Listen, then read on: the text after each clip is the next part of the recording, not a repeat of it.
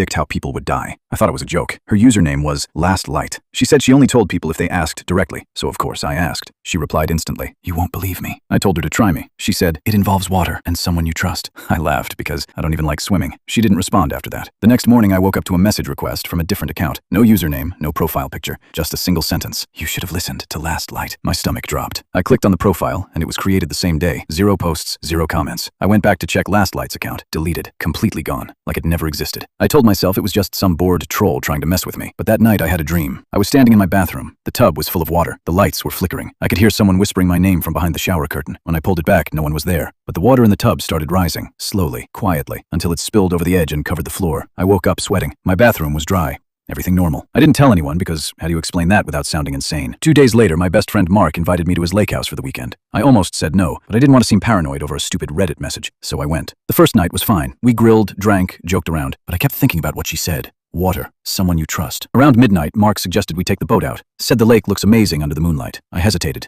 He laughed at me and called me dramatic. So I got in. We were maybe halfway across when the engine suddenly died. Mark tried restarting it. Nothing. The water was pitch black around us. No other boats. No lights from shore. Then he looked at me with this weird expression. Not scared. Not confused, just blank. He said, "Do you hear that?" I listened. At first, nothing. Then I heard it. My name, whispered across the water. Exactly like in my dream. I told him to stop messing around. He swore he wasn't. The boat rocked slightly, then harder, like something had bumped into it from underneath. Mark leaned over the side to look. I grabbed his jacket to pull him back, but he slipped. He didn't scream. He just disappeared into the water. I dropped to my knees and reached in, trying to grab him. The water was freezing. I felt something brush against my hand. I thought it was him. I grabbed tight, but it didn't feel like an arm. It felt wrong, too smooth. Too long. It yanked me forward, and I almost went in with him. I barely managed to pull myself back into the boat. I scrambled to the other side, shaking, staring into the dark water. "Mark!" I kept yelling his name. No answer, just silence. Then my phone buzzed in my pocket. I almost dropped it. No signal out there, but I had a notification. A Reddit message from Last Light. The account was back. The message said, "I told you, water, someone you trust." I couldn't breathe. My hands were numb. Another message came through. "You're not the one who dies." I froze. Then what does that mean? The water beside the boat started bubbling. Not violently, just small ripples, like something massive was circling below. I turned on my phone flashlight and pointed it at the surface. For a split second, I saw a face under the water, pale.